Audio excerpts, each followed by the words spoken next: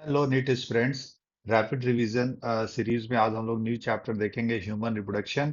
पूरा एनसीईआरटी को line by line completely revise करेंगे और इसमें हम लोग जितनी हिडन लाइंस हैं उनको डिकोड करेंगे। और ये काफी इंपॉर्टेंट चैप्टर है ह्यूमन रिप्रोडक्शन। तो इसमें बहुत सारे क्वेश्चन हर साल रिपीटेड आते हैं और इसमें बहुत सारी इंपॉर्टेंट लाइंस है। तो सबसे पहले हम लोग स्टार्ट करते हैं ह्यूमन रिप्रोडक्शन। बेटा ये चैप्टर अब यहाँ से हम लोग जो पॉइंट वाइज देखेंगे, तो सबसे पहले हेडिंग देखते हैं द मेल रिप्रोडक्टिव सिस्टम। अब यहाँ पे कह रहा है कि the testis are situated outside the abdominal cavity within a pouch called scrotum, which help in maintenance the low temperature of the testis 2 to 2.5 degree centigrade lower than the normal internal body temperature. अब बेटा देखो, testis जो होता है वो abdomen के बाहर होता है, स्क्रोटम में होता है। और ऐसा इसलिए होता है क्योंकि टेस्टिस के अंदर स्पर्म बनते हैं और स्पर्म बनने को स्पर्मेटोजेनेसिस कहते हैं। और बेटा स्पर्मेटोजेनेसिस के लिए थोड़ा लो टेम्परेचर रिक्वायर होता है, क्योंकि हम लोग वार्म ब्लडेड हैं। हम लोग की बॉडी का टेम्परेचर ज्यादा होता है और हाई टेम्परेचर पे स्पर्म इनएक्टिव हो सकते हैं, किल हो सकते हैं। इसीलिए थोड़ा lower temperature 2 to 2.5 degree centigrade lower होता है स्पुटम का टेम्परेचर, जहाँ पे टेस्टिस लोकेटेड होती है और वहां पे इजिली जो है स्पर्मेटोजेनेसिस प्रोसेस रन कर पाता है। अब दूसरा है, each testis has about 250 compartment called testicular lobe, and each lobe contain one or three highly coiled seminiferous tubules where sperm are produced। तो बेटा टेस्टिस के अंदर 250 कंपार्टमेंट्स होते हैं, जिसको टेस्टिकुलर लोब कहते हैं। और एक लोब के अंदर इसमें 1 से लेके 3 तक क्वाइल्ड सेमनीफेरस ट्यूब्यूल्स होते हैं, जहाँ पे स्पर्म बनते हैं। तो आप कह सकते हैं जो फंक्शनल यूनिट है टेस्टिस का है वो सेमनीफेरस ट्यूब्यूल्स है। Seminiferous tubules are lined on their inside by two types of cell. इसके अंदर बेटा दो तरह के सेल होते हैं। एक होता है मेल जर्म सेल, जिसको स्पर्मेटोगोनियल सेल कहते हैं, जो मियोटिक डिवीजन करके स्पर्म बनाता है। मियोटिक और माइटोटिक दोनों डिवीजन होते हैं और उसकी वजह से स्पर्म बनता है। और साथ ही साथ जो सर्टोली सेल होते हैं, वो जो जर्म सेल बनते हैं उसको न्यूट्रिशन प्रोवाइड करते हैं या उनके डेवलपमेंट में मदद करते हैं। अब कह रहा है the region outside the seminiferous tubule are called interstitial space. तो इस सेमनीफेरस ट्यूब्यूल्स के बाहर वाली जगह को इंटरस्टिशियल स्पेस कहा जाता है, जहाँ पे कुछ स्मॉल ब्लड वेसल्स और वहाँ पे एक सेल्स होती है, इसको लीडिंग सेल्स कहते हैं, जो कि हार्मोन रिलीज करती है, जिसको हम लोग एंड्रोजन कहा जाता है, जिसके अंदर टेस्टोस्टेरोन होता है। तो Leydig cells synthesise and secrete testicular hormone called androgen. और बेटा ये हार्मोन बहुत जरूरी होता है मेल में सेकेंडरी सेक्सुअल करेक्टर के लिए। तो बेटा याद रखना, लीडिंग सेल क्या सिक्रीट करती हैं? एंड्रोजन, जिसके अंदर होता है testosterone. The male sex accessory ducts include rete testis, vas efferentia, epididymis and vas deferens। बेटा देखो, मेल के अंदर जो एसेसरी डक्ट्स होते हैं उसके अंदर कहा गया है कि जो सेमनीफेरस ट्यूब्यूल्स होती हैं उसका पोस्टीरियर एंड आपस में ज्वाइंट होके बनाता है रीटी टेस्टिस, जो कि फाइन पतले पतले डक्ट में आके खुलता है, जिसको वसा इफ्रेंसिया कहा जाता है। और ये सारे वसा इफ्रेंसिया आपस में इंटरमिंगल्ड हो जाते हैं और फिर एपीडाइडमिस बनाते हैं। एपीडाइडमिस के बाद फिर टेस्टिस के पोस्टीरियर साइड से एक डक्ट निकलती है, जिसको वास डिफरेंस कहते हैं। तो बेटा एपिडाइडमिस वो स्ट्रक्चर है जहां पे स्पर्म कुछ समय तक स्टोर होता है और वहीं पे मैच्योर भी होता है। तो एपिडाइडमिस के 3 पार्ट होते हैं, caput epididymis, corpus and cauda epididymis. ठीक है। और वास डिफरेंस एपिडाइडमिस से नीचे डक्ट आके बन के निकलती है, उसको वास डिफरेंस कहते हैं। The male accessory glands include paired seminal vesicle, prostate and paired bulbourethral gland. तो ये सब ग्लैंड्स होते हैं मेल के अंदर बेटा, जिसमें इंपॉर्टेंट है सेमिनल वेसिकल, प्रोस्टेट ग्लैंड, और जिसको बल्बोयूथल ग्लैंड या उसको हम लोग काउपर्स ग्लैंड भी कहते हैं। The secretion of these gland constitute the seminal plasma, which is the rich in fructose, calcium and certain enzyme। तो बेटा जो ये ग्लैंड सिक्रीट करती हैं उनको सबको हम लोग मिला के सेमिनल प्लाज्मा कहा जाता है। और इस सेमिनल प्लाज्मा से सीमेन बनता है। अगर इसमें स्पर्म आके जुड़ जाते हैं मतलब आके, तो पूरे कंबाइन को हम लोग सीमेन कहते हैं। सेमिनल प्लाज्मा के अंदर बेटा बहुत ज्यादा फ्रक्टोज होते हैं, जो कि सेमिनल वेसिकल के फ्लूइड से बनता है। साथ ही साथ कैल्शियम और सर्टेन एंजाइम भी पाए जाते हैं। और the secretion of bulbourethral gland also help the lubrication of the penis. अब यहाँ पे जो बल्बोइथर ग्लैंड होते हैं वो भी पेयर्ड ग्लैंड है, जिसको काउपर्स ग्लैंड कहते हैं। और बेटा ये बेसिकली लुब्रिकेंट सिक्रीट करता है और इसका एक और मेन काम है, ये अल्केलाइन फ्लूइड सिक्रीट करता है, क्योंकि यूरेथ्रा का पास यूरिन सिक्रीट होने से एसिडिक हो जाता है। तो ये बेसिक फ्लूइड सिक्रीट करते हैं, अल्कलाइन फ्लूइड, जिससे कि पाथ को न्यूट्रलाइज कर दे, और तब उसके बाद स्पर्म उस रास्ते, यूरेथ्रा के रास्ते बाहर निकलता है। ठीक है, तो यहाँ पे ध्यान रखना, काउपर्स ग्लैंड, जिसको बल्बोइथल ग्लैंड भी कहा जा रहा है, वो बेसिकली लुब्रिकेंट्स की तरह सिक्रीट कराता है और साथ ही साथ अल्कलाइन फ्लूइड सिक्रीट करता है। अब बात करेंगे फीमेल रिप्रोडक्टिव सिस्टम की। The ovary are the primary female sex organ that produce the female gamete ovum and secrete steroid hormone, ovarian hormone। तो कह रहा है कि ओवरी को प्राइमरी सेक्स ऑर्गन कह रहे हैं, और साथ ही साथ यही फीमेल गैमेट जिसको ओवम है वो सिक्रीट रिलीज करता है, और कुछ सेक्स हार्मोन यानी female sex hormone, steroid hormone भी ओवरी से निकलते हैं। The female accessory duct constitutes oviduct, जिसको फैलोपियन ट्यूब कहा जा रहा है, यूट्रस एंड वेजाइना, ये तीनों मिल करके फीमेल एसेसरी डक्ट्स बनाते हैं। The fallopian tube has three part. देख बेटा, जो फैलोपियन ट्यूब लंबी सी ट्यूब होती है 10 से 12 सेंटीमीटर, अब यहाँ पे इसका जो थ्री पार्ट्स होता है, द इनफंडिबुलम, इनफंडिबुलम जो आगे वाला पार्ट होता है उससे फिंगर लाइक प्रोजेक्शंस निकले होते हैं, जिसको फिम्बरी कहा जाता है। बेटा, फिम्बरी का मेन काम है कि जब ओवरी के सरफेस पे ओवम रिलीज होते हैं, तो फिम्बरी उसको रिसीव करके फैलोपियन ट्यूब के अंदर ले आती है। ठीक है, और दूसरा जो वाइडर पार्ट होता है उसको हम लोग एम्पुला कहते हैं, और इसके बाद जो पतला नैरो ट्यूब वाला पार्ट होता है उसको हम लोग इस्थमस कहते हैं। इस्थमस वाला पार्ट ही यूट्रस से आके ज्वाइंट हो जाता है।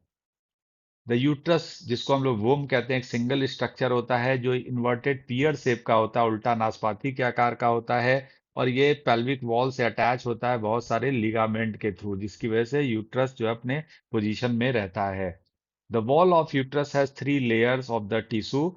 सबसे बाहर जो होता है एक्सटर्नल थिन पतला मेम्ब्रेन होता है, जिसको पेरीमेट्रियम कहा गया है, और मिडिल जो थिक वॉल लेयर होती है उसको स्मूथ मसल, जिसको मायोमेट्रियम कहते हैं, और जो इनर ग्लैंडुलर लेयर होती है उसको हम लोग इंडोमेट्रियम कहते हैं। तो इस तरह से बेटा तीन लेयर होती है इसमें। ठीक है, अब बात करेंगे द इंडोमेट्रियम। जो अंदर वाली लेयर है इंडोमेट्रियम, उसमें क्या होता है, साइक्लिक चेंजेस होते हैं ड्यूरिंग मेस्ट्रुअल साइकिल। फीमेल के अंदर मेस्ट्रुअल साइकिल होती है, उसके अंदर उसमें साइक्लिक चेंजेस आते हैं, जिससे कि उसके अंदर बहुत सारे सेल्स का ग्रोथ होता रहता है अंदर वाली इंडोमेट्रियल लेयर का। ठीक है, अब कह रहा है कि मायोमेट्रियम, जो बीच वाली लेयर है मायोमेट्रियम, जो कि स्मूथ मसल के बने होते हैं, वो at the time of birth यानी बेबी के डिलीवरी के समय उसमें स्ट्रॉन्ग कॉन्ट्रैक्शन होता है। The female external genitalia include mons pubis, labia majora, labia minora, hymens and clitoris।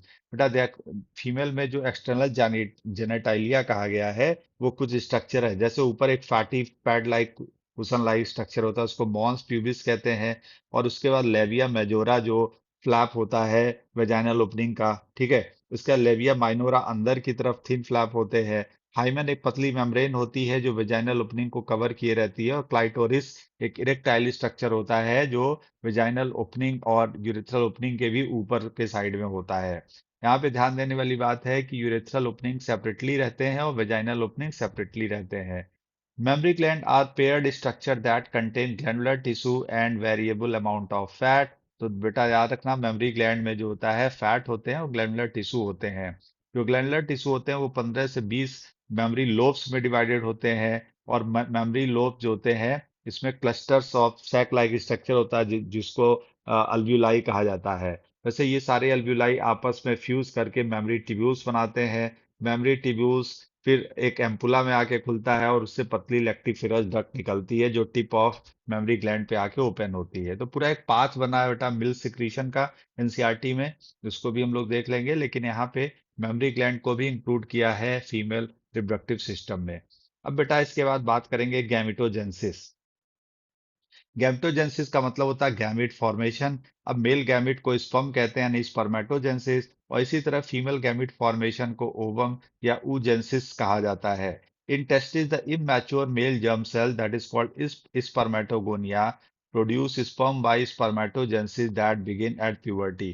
तो बेटा मेल में जो स्पर्मेटोजेंसिस प्रोसेस है वो प्यूबर्टी के समय स्टार्ट होता है 13-14 साल के एज में, जहां पे मेल टेस्टिस के अंदर इमैच्योर सेल्स होती थी जिसको स्पर्मेटोगोनियल सेल कहा जाता था, वो डिवाइड करके स्पर्म बनाते हैं। ठीक है, तो स्पर्मेटोगोनियल सेल ध्यान रखना जो कि मेल जर्म सेल है। स्पर्मेटोगोनियल डिप्लॉयड सेल्स होती हैं 2n46 होता है, और वो मल्टीप्लाई करते हैं माइटोटिक डिवीजन से, तो इस तरह से प्राइमरी स्पर्मेटोसाइट बनता है। और फिर प्राइमरी स्पर्मेटोसाइट के अंदर मियोटिक डिवीजन होता है, तो उसकी वजह से हैप्लॉइड सेकेंडरी स्पर्मेटोसाइट्स बनते हैं। और यही सेकेंडरी स्पर्मेटोसाइट जो हैप्लॉइड होते हैं चेंज हो जाते हैं इस स्पर्मेटिड में। तो बेटा स्पर्मेटिड जो होता है नॉन मोटाइल स्ट्रक्चर होता है, और उससे फिर मोटाइल स्पर्मेटोजोआ में चेंज किया जाता है। तो primary spermatocyte complete the first meiotic division leading to the formation of two unequal haploid cell called secondary spermatocyte। तो बेटा याद रखना, during spermatogenesis the first haploid cell is the secondary spermatocyte cell, जो कि meiotic division के बाद बनता है प्राइमरी स्पर्मेटोसाइट के अंदर। अब जो सेकेंडरी स्पर्मेटोसाइट है वो फिर सेकंड मियोटिक डिवीजन करेगा, जो कि जस्ट लाइक माइटोटिक ही होते हैं। और इस तरह से 4 हैप्लॉइड सेल्स बनते हैं, जिसको स्पर्मेटिड कहा गया है। Spermatid are transformed into spermatozoa by the process called spermiogenesis। तो बेटा यहाँ पे समझने वाली बात है कि जो नॉन मोटाइल स्पर्मेटिड था, उससे मोटाइल स्पर्मेटोजोआ में चेंज होता है by the process called spermiogenesis. ठीक है, तो इससे एक लंबा मोटाइल स्ट्रक्चर चेंज हो जाता है। After spermiogenesis sperm head become embedded in the Sertoli cell. बेटा हमने पहले बताया था कि टेस्टिस के अंदर सर्टोली सेल्स होते हैं सेमनीफेरस ट्यूब्यूल्स के अंदर, जो स्पर्मियोजेनेसिस के बाद स्पर्म का हेड वहां पे धंसा रहता है, वहीं से न्यूट्रिशन लेता रहता है।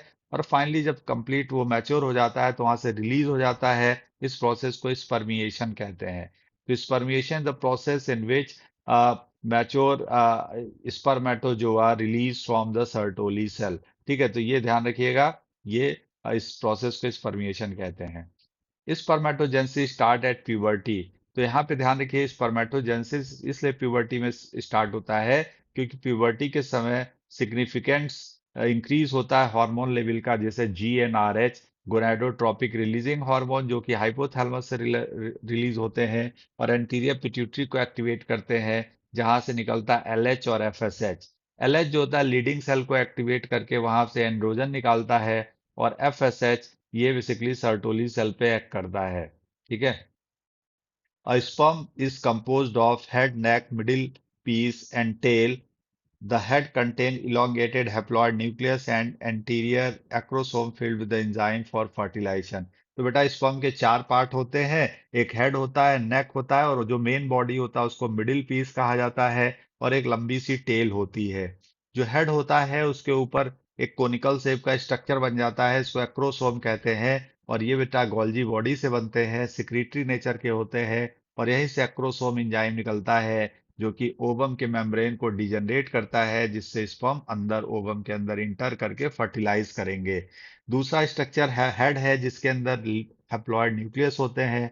और नेक वाले में बेटा प्रॉक्सिमल सेंट्रियोल होता है, जो कि डिवीजन वाला प्रोसेस स्टार्ट करता है, इसको क्लीवेज कहा जाता है। और मिडिल बॉडी जो होता है वो माइटोकॉन्ड्रिया वहां पे रहते हैं मिडिल पीस में, जिसके अंदर वो स्पर्म को एनर्जी देता है मोटिलिटी के लिए। और इसके चारों तरफ साइटोप्लाज्म इकट्ठा हो जाते हैं। और टेल जो होता है वो डिस्टल सेंट्रियोल से बनता है। तो ये पूरा स्ट्रक्चर था बेटा इस पर नॉन मोटाइल स्पर्मेटिड से स्पर्मेटोजोआ बनने में। oogenesis is initiated during embryonic developmental stage. बेटा यहाँ इंटरेस्टिंग है कि फीमेल में जो ओवम फॉर्मेशन होता है वो उनके अर्ली एम्ब्रियोनिक डेवलपमेंट स्टेज में स्टार्ट हो जाता है, क्योंकि उस समय जब उनका फीमेल की ओवरी बनती है तो उसमें बहुत सारे मिलियंस गैमिट मदर सेल्स रहते हैं, जिसको उगोनिया सेल कहा जाता है। और वो जब फीमेल का बर्थ हो जाता है तो उसके बाद जितने भी उगोनिया सेल्स हैं उतने ही रहते हैं, उससे कम नहीं, मतलब उससे ज्यादा नहीं हो सकते, उससे और कम होते जाते हैं। अब कह रहा है कि primary oocyte enter prophase 1 of meiotic division and get temporarily arrested at that stage. अब बेटा वहां पे जो ऊगोनिया सेल्स होते होंगे वो फिर डिवाइड करके प्राइमरी oocytes बनाते होंगे। प्राइमरी oocyte में जो प्रो फेज 1 होता है उसी स्टेज में ये सेल अरेस्ट हो जाती है, आगे डिवाइड नहीं करती। अब क्या होता है कि प्राइमरी oocyte वाली जो स्टेज होती है वो अपने चारों तरफ कुछ ग्रेनुलोसा सेल एसोसिएट कर लेते हैं, तो अब बन जाती है प्राइमरी फॉलिकल्स। अब यही प्राइमरी फॉलिकल्स जो होते हैं प्यूबर्टी के समय, अगर देखा जाए जब फीमेल की एज लगभग 12-13 साल पहुंचती है, तो उनके ओवरी में लगभग 60 से 80 हजार प्राइमरी फॉलिकल बच जाते हैं एक ओवरी के अंदर, और बाकी सब नष्ट हो जाते हैं। पहले तो मिलियंस थे, लेकिन प्यूबर्टी तक जाते हैं तो लगभग 60 से 80 हजार प्राइमरी फॉलिकल बच जाते हैं एक ओवरी के अंदर।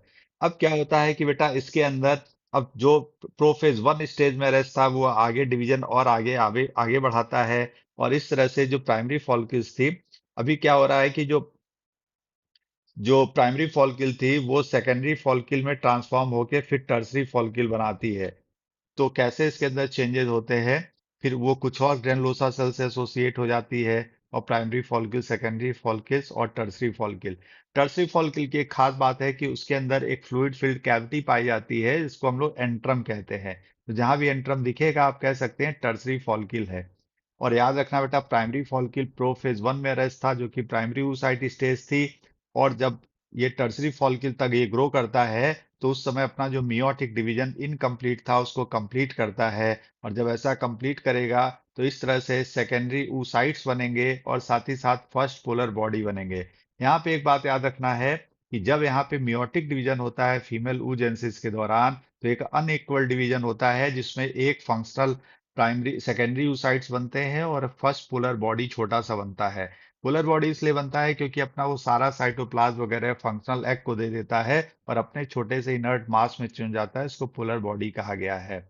अब ये जो सेकेंडरी oocytes है, वो अपने चारों तरफ कुछ न्यू मेम्ब्रेन को एसोसिएट कर लेती है, इसको जोना पेलुसिडा कहा गया है। और यही सेकेंडरी oocytes की जो स्टेज है, इसी में फर्टिलाइजेशन होता है बेटा, ध्यान रखना। तो टर्सरी फॉलिकल्स के अंदर अब सेकेंडरी oocytes बन गए और ये मैच्योर हो जाएगा, तो अब इसका नाम ग्राफियन फॉलिकल होगा। ग्राफियन फॉलिकल के अंदर भी ध्यान रखना कि सेकेंडरी oocyte है, इसको हम इसी को आके फर्टिलाइज करता है। अब यहाँ पे थर्ड जो नेक्स्ट हेडिंग है वो मेंस्ट्रुअल साइकिल है। देखो मेंस्ट्रुअल साइकिल में कह रहा है the first menstruation begin at puberty and it is called menarche. तो फीमेल में सबसे पहले जो मेंस्ट्रुएशन स्टार्ट होता है वो लगभग प्यूबर्टी एज में, और इसको मीनार्क कहा गया है। और जो मेंस्ट्रुअल फेज होता है वो 3 से 5 दिन का होता है, occur when the release of ovum is not fertilized, leading to breakdown of endometrial lining and its blood vessel। बेटा इंटरेस्टिंग है, यहाँ पे समझने की बात है। फीमेल में जो मेंस्ट्रुअल फेज होता है, वो जो मेंस्ट्रुअल साइकिल है उसको 3 फेज में डिवाइड किया गया है। एक होता है मेंस्ट्रुअल फेज, दूसरा होता है फॉलिकुलर फेज, और तीसरा होता है सिक्रीटरी या luteal phase.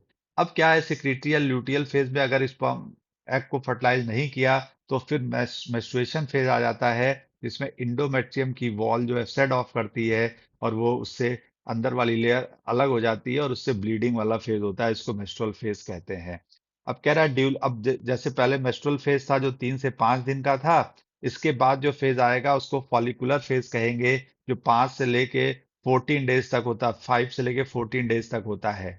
During the follicular phase primary follicle in the ovary grow. अब यहाँ जो फॉलिकुलर फेज में प्राइमरी फॉलिकल है वो ग्रो करती है, क्योंकि पिट्यूटरी से एक हार्मोन निकलता है एफएसएच। एफएसएच फॉलिकल को स्टिमुलेट करता है, और इसकी वजह से प्राइमरी फॉलिकल ग्रो करती हैं और बिकम वो फुल्ली मैच्योर होके ग्राफियन फॉलिकल बना लेती है।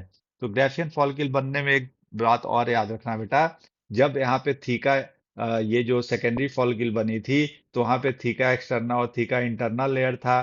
थीका इंटरना एक हार्मोन और देने लगता है एस्ट्रोजन, और एस्ट्रोजन की वजह से फॉलिकल मैच्योर होके ग्राफियन फॉलिकल बना लेते हैं। तो ग्राफियन फॉलिकल एक मैच्योर फॉलिकल है जिसके अंदर सेकेंडरी oocyte स्टेज है, और इसी के अंदर स्पर्म, इसी से ओवम रिलीज होता है, और इसके से जिसको स्पर्म जाके फर्टिलाइज कर सकता है।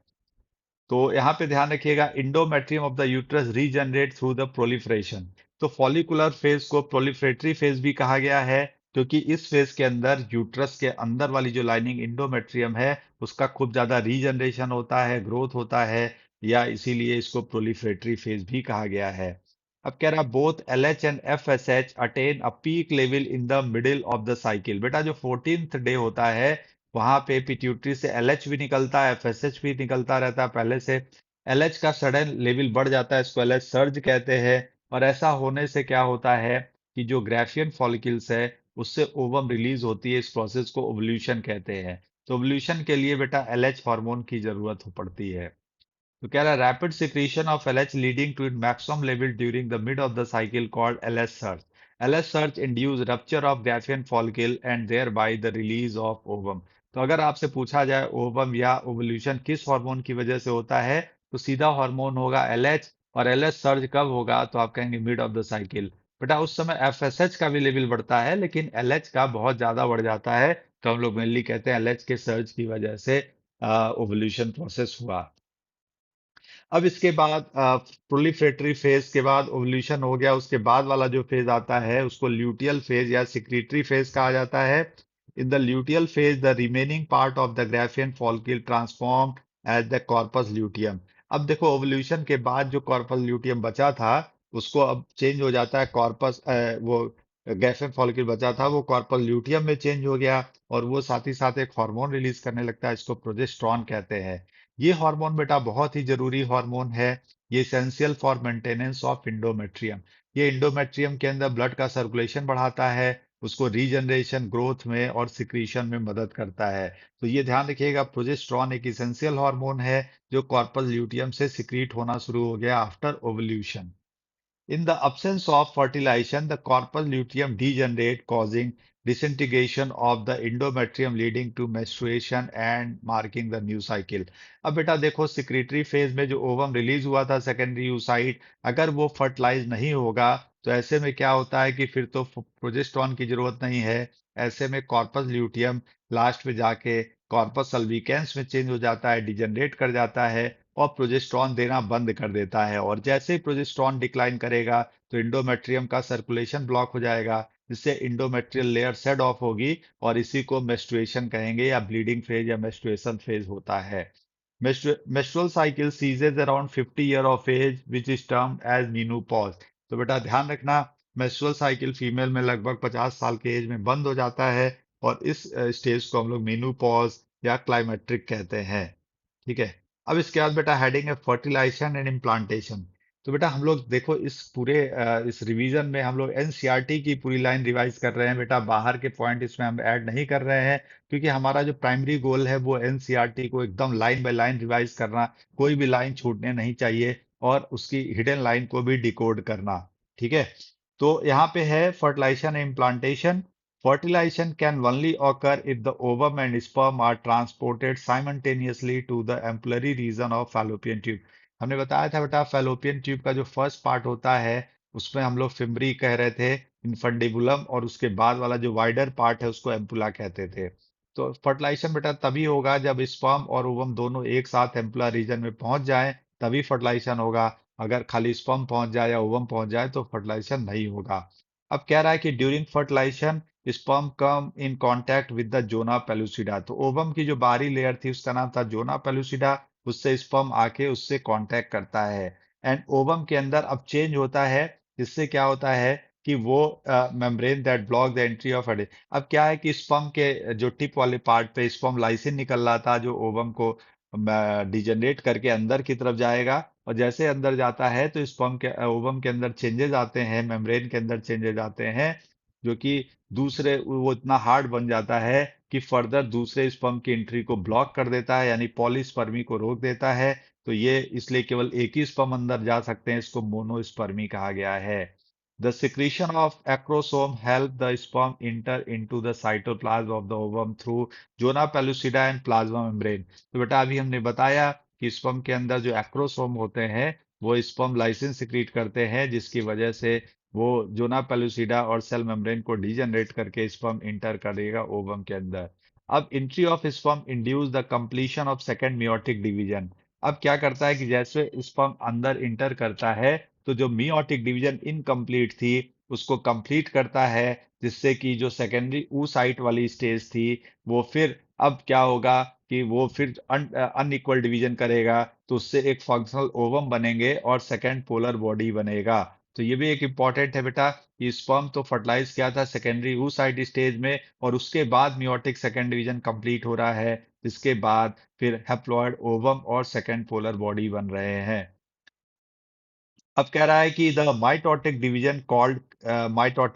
Division called cleavage start at the zygote. अब देखो फर्टिलाइजेशन के बाद बेटा डिप्लॉयड जाइगोट बन गया है। अब जाइगोट जो इस्थमस के थ्रू जब पास करता है नैरो ट्यूब के अंदर, तो वहां पे क्लीवेज स्टार्ट हो जाता है। क्लीवेज एक तरह का माइटोटिक सेल डिवीजन है, जिसमें सेल बहुत तेजी से डिवाइड करती हैं, क्योंकि इस क्लीवेज में इंटरफेज वाला पार्ट बहुत ही रिड्यूस होता है, जिसकी वजह से टाइम इसको ज्यादा मिल जाता आसानी से वो तेजी से डिवाइड करने के लिए। तो एक रैपिड प्रोसेस है, और इसमें क्या होता है कि न्यूक्लियस और साइटोप्लाज्मिक रेशियो इंक्रीज होता रहता है। ठीक है, तो क्लीवेज एक तरह का माइटोटिक सेल डिवीजन है। जब इस तरह जाइगोट इस समझ से पास करेगा तो जाइगोट में दो ब्लास्टोमियर बनेंगे, या 4, 8, 16, इस तरह से बहुत सारे ब्लास्टोमियर बनते रहते हैं रैपिडली सक्सेसिव डिवीजन के बाद। और ये जो सेल्स की स्टेज होती है इसको ब्लास्टोमियर स्टेज कहते हैं। तो इस तरह से 2 से 16 तक ब्लास्टोमियर बन जाते हैं। तो 8 से जो 16 ब्लास्टोमियर स्टेज होती है वो देखने में सॉलिड मॉरुला, उसको मॉरुला कहा गया है क्योंकि सॉलिड बॉल लाइक होती है, जो देखने में मोरस अल्वा यानी सहतूत की तरह रहता है। सहतूत मोरस अल्वा एक प्लांट होता है बेटा, वो मलबरी जिसको कहते हैं, उसी तरह ये देखने में लगता है। तो मलबरी की वजह से इसका नाम मॉरुला स्टेज पड़ गया। अब morula continue to divide and transform into blastocyst. Morula के बाद फर्दर फिर आगे जब डिवीजन होगा तो जो स्टेज बनेगी उसको ब्लास्टोसिस्ट कहेंगे। ब्लास्टोसिस्ट इसलिए कहते हैं क्योंकि इसमें ब्लास्टोमियर के बीच में एक पतली सी कैविटी लाइक स्ट्रक्चर बन जाता है, जिसको हम लोग ब्लास्टोसिस्ट कहा गया है।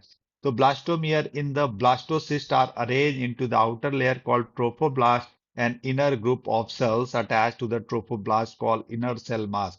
अब बेटा जो ब्लास्टोसिस्ट स्टेज होती है उसमें ब्लास्टोमियर इस तरह से अरेंज होते हैं कि जो सबसे बाहर वाली लेयर होती है उसको ट्रोफोब्लास्ट कहते हैं, और अंदर जो ग्रुप ऑफ सेल्स होते हैं उसको हम लोग इनर सेल मास कहते हैं, जो कि ट्रोफोब्लास्ट से ही अटैच होता है। Trophoblast layer get attached to the endometrium and the inner cell mass get differentiated into embryo.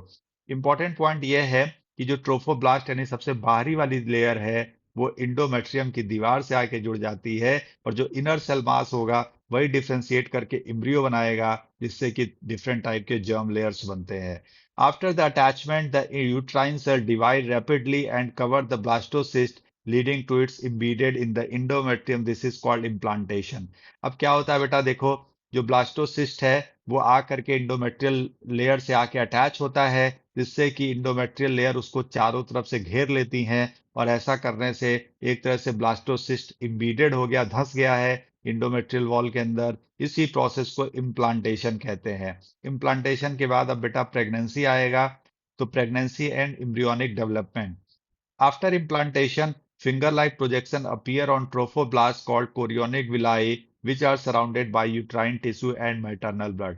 अब बेटा जो इम्प्लांटेशन के बाद जो जाइगोट होता है यानी ट्रोफोब्लास्ट, उस पे फिंगर लाइक प्रोजेक्शंस बन जाते हैं, जिसको कोरियोनिक विलाई कहते हैं। और वो उस फिंगर लाइक प्रोजेक्शंस को चारों तरफ से घेर लेता है यूट्राइन टिश्यू, जो कि क्रिप्ट बनाता है। तो आप कह सकते हैं इंटरडिजिटल लाइक मैनर में, जैसे मान लो दो उंगलियों, जो उंगलियां उसको आपस में अगर आप इस तरह दोनों से जोड़े तो इंटरडिजिटल लाइक मैनर में एक तरह से कोरियोनिक विलाई और और यूट्राइन लेयर आपस में लॉक्ड हो जाता है, और यही लॉक होने के बाद बनाता है placenta.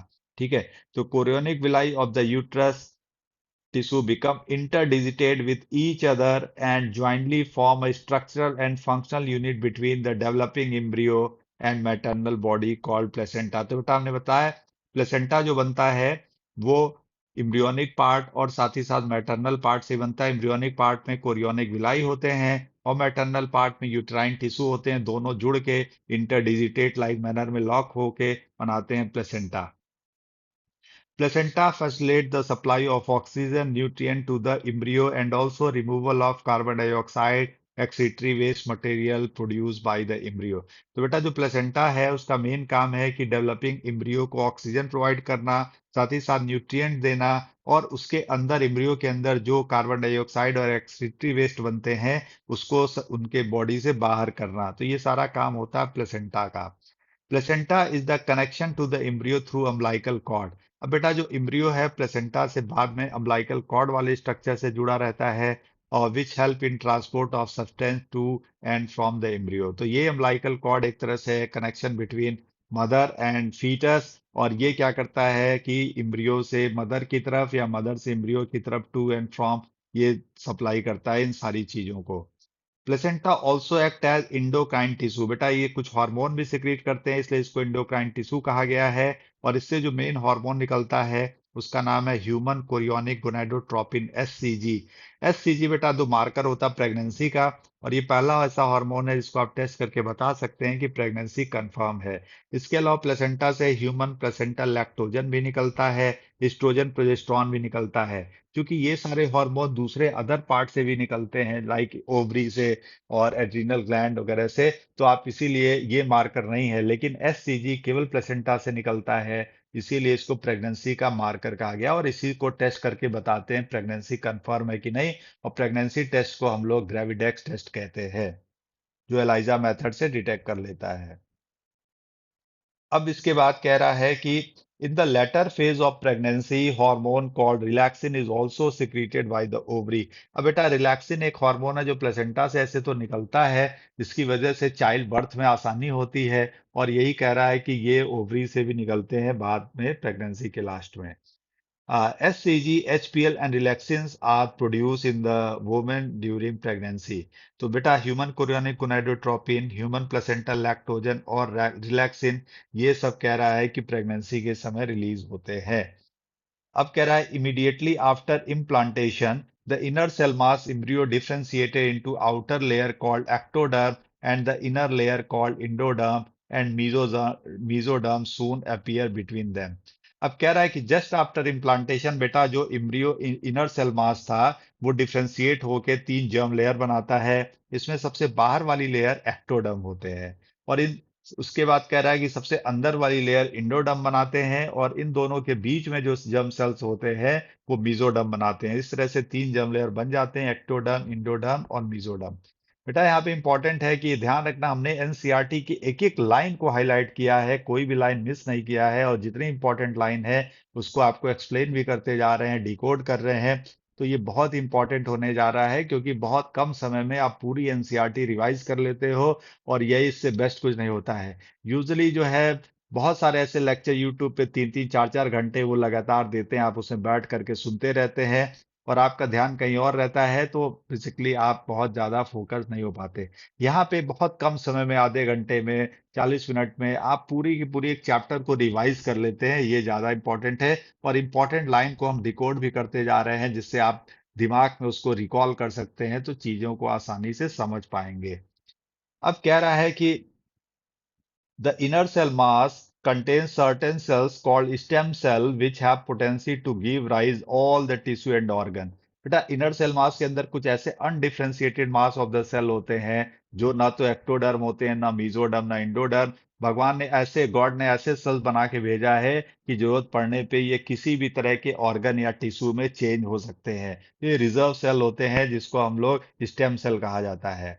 In the human after 1 month of pregnancy the embryo heart is form. तो अब बेटा प्रेगनेंसी स्टार्ट हो गई है, जो फर्स्ट मंथ की प्रेगनेंसी है उसमें कह रहा है कि एम्ब्रियो का हार्ट बन जाता है। The first sign of growing foetus may be noticed by listening the heart sound carefully through the stethoscope. तो यही कह रहा है कि जो पहला साइन है लाइव फीटस का, उसको आप देख सकते हैं, हार्ट साउंड को सुन सकते हैं eight the end of first month of pregnancy, इसको स्टेथोस्कोप से। तो अगर किसी भी फीटस का हार्ट साउंड सुनाई दे रहा है तो आप कह सकते हैं ये फर्स्ट साइन है कि फीटस ग्रो कर रहा है। ठीक है, तो ध्यान रखना है कि फर्स्ट मंथ के एंड पे हार्ट साउंड को लिसन किया जा सकता है स्टेथोस्कोप से। By the end of second month of pregnancy fetus develop limbs and digit. तो बेटा सेकेंड मंथ ऑफ जो प्रेगनेंसी होती है, मतलब कि 8 वीक पे, आप कह सकते हैं कि फीटस में लिम्स और साथ ही साथ डिजिट्स बन जाते हैं। By the end of 12 week first trimester most of the major organ system are formed। तो यहाँ पे बेटा जो फर्स्ट ट्राइमेस्टर होता है, मतलब पहले 3 महीने का जो तीसरा महीना होता है, उसमें कहा गया है कि फीटस के मोस्ट ऑफ द ऑर्गन बन जाते हैं और उसका पूरा सिस्टम डेवलप हो जाता है। तो सारे ऑर्गेनोजेनेसिस आप कह सकते हैं कि फर्स्ट ट्राइमेस्टर में होता है। फर्स्ट ट्राइमेस्टर शुरू के 3 महीने का होता है, यानी कि 12 हफ्ते का, ये याद रखिएगा।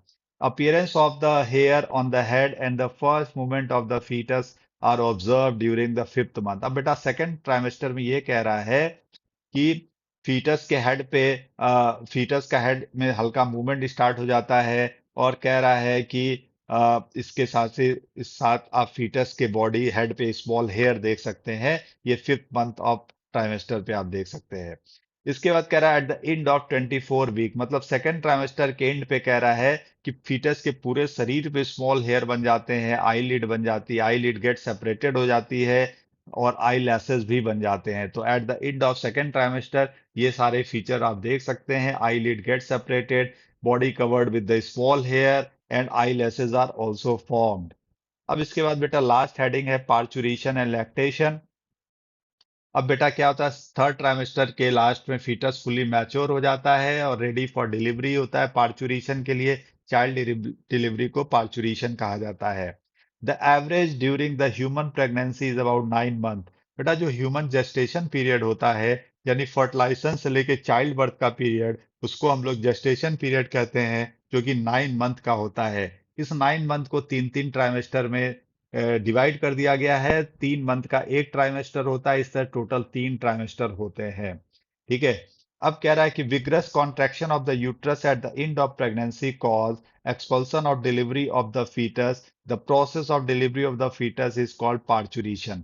तो क्या होता है बेटा, जब सबसे पहले फीटस फुली डेवलप होता है तो वो बाहर निकलने की कोशिश करता है, जिससे यूट्रस से माइल्ड कॉन्ट्रैक्शन होगा। यूट्रस से माइल्ड कॉन्ट्रैक्शन को हम लोग फीटल इजेक्शन रिफ्लेक्स कहते हैं, जो कि हाइपोथैलेमस से जाके इंड्यूस करता है, जिससे कि हाइपोथैलेमस तेजी से ऑक्सीटोसिन रिलीज करने लगते हैं और ऑक्सीटोसिन की वजह से यूट्रस में पावरफुल यूट्राइन कॉन्ट्रैक्शन होता है, जिससे चाइल्ड बर्थ हो जाता है। तो बेटा यहाँ पे हार्मोन का और नर्वस सिस्टम का दोनों का पार्ट होता है, इसीलिए इसको न्यूरो एंडोक्राइन मैकेनिज्म कहा गया है।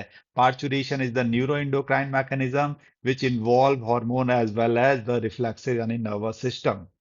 तो कह रहा है vigorous contraction of the fetal uterus at the end of pregnancy cause delivery of the fetus and the process delivery is called parturition.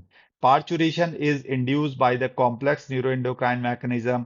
The signal for parturition originated from fully developed fetus and placenta. Important line है बेटा कि parturition के लिए जो signal होता है वो fully develop foetus और प्लेसेंटा से आता है, जो कि हल्का माइल्ड यूट्राइन कॉन्ट्रैक्शन स्टार्ट करते हैं, जिसको फीटल इजेक्शन रिफ्लेक्स कहते हैं। Fetal ejection reflex trigger release of oxytocin from maternal pituitary. और हमने बताया कि ये हाइपोथैलेमस को पहले इंड्यूस करेगा, जो कि पोस्टीरियर पिट्यूटरी से ऑक्सीटोसिन रिलीज कर देंगे।